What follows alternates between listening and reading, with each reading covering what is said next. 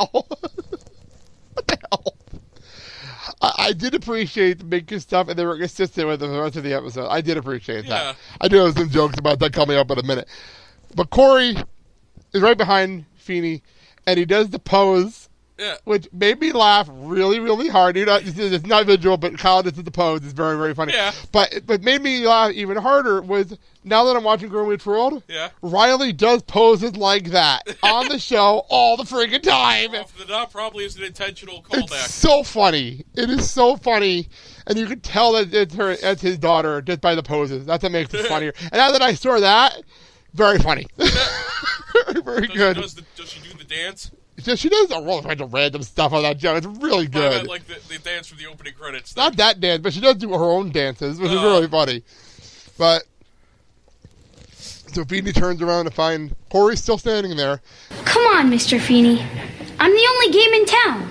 Then, Mr. Matthews, there is no game. Ouch! Ow. That one hurts. That one really, really hurts. Jeez, why don't you just tell him there's no Santa Claus? I'm an empty vessel. How many times have I heard you say that? I've lost count. But I'm willing to learn from you. How many times have you heard me say that? Well, I don't believe I've ever heard those words in that order from you.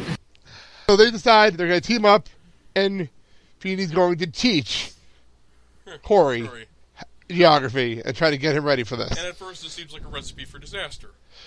Until we get to the backyard, and he's legitimately studying with a magnifying glass and acting like Minkus. And an atlas. Yes, it's really cool. I get it. It's a really cool scene. Yeah. And he's acting like Minkus to the point where Sean throws the ball at the back of his head and he says, "Ow." Which is a great moment. So they walk off and Minkus shows up, and I have to admit he raided Urkel's closet. Okay, let's recap. Please explain this outfit. Explain this. He has, I believe, a red baseball cap. Phillies hat. A red and green striped shirt. And yellow pants pulled up to his armpits. With suspenders. And he blamed MTV for the outfit. Let's be honest. As tacky as the 90s can be at times, they could be that tacky. You know what? They could be in the 90s. This is around the Fresh Prince era.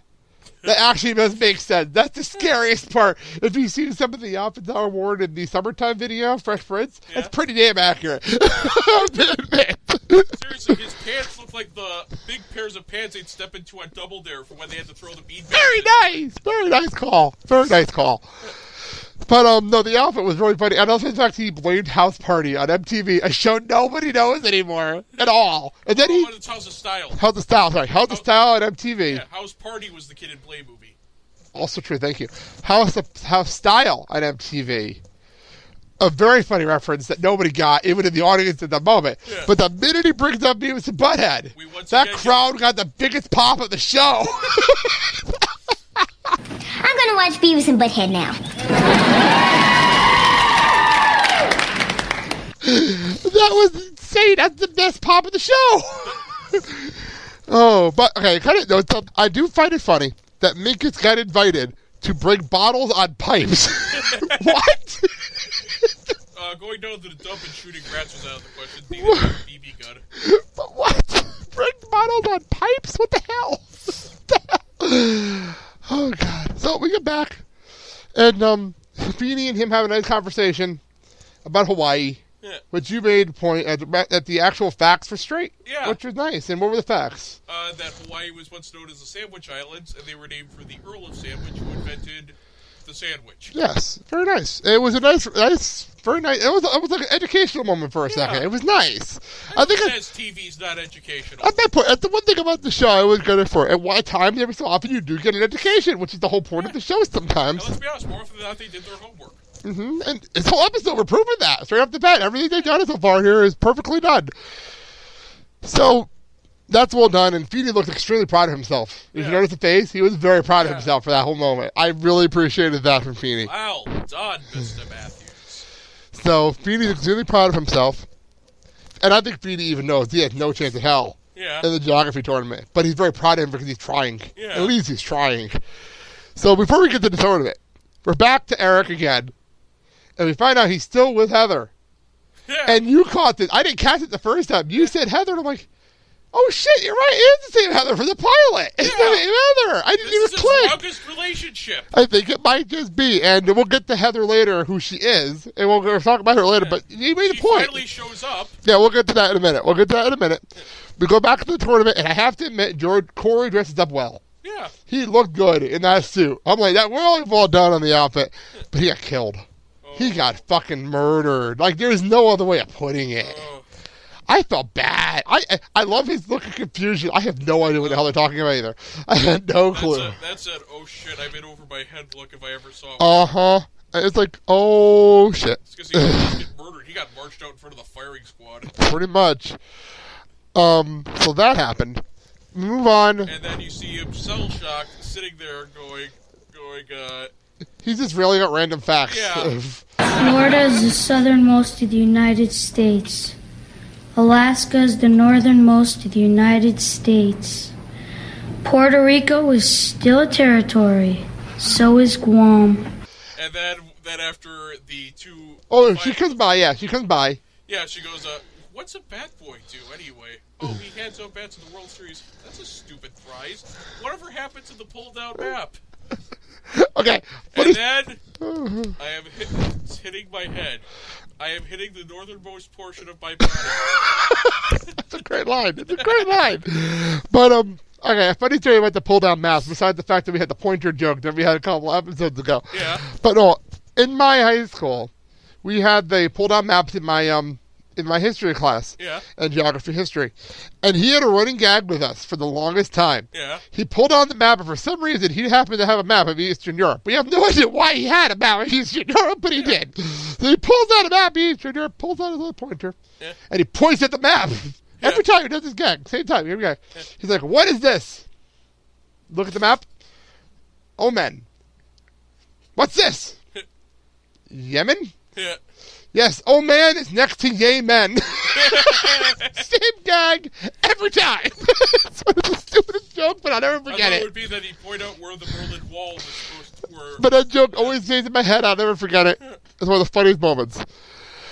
So anyway, northern part of we said that part. Okay, move on. We back to the house. Eric is for some reason extremely jealous of his parents having fun at this concert. Probably because they had better seats. Yeah, third row seats are amazing. It reminds me of me and Mandy went to go see Trace Atkins, and she won us tickets in the second row. And Mom and Dad were upstairs in the mez, front row mez. Yeah. They didn't weren't jealous of it because the mom and Steph can't come downstairs anyway. Yeah. They were having more fun up there than down by us. But it was one of those situations that that felt like. You know what I mean? You can't come downstairs alone or in pairs. Oh, God. God. So then we finally meet Heather. Yeah. And the beautiful Nikki Cox is Heather.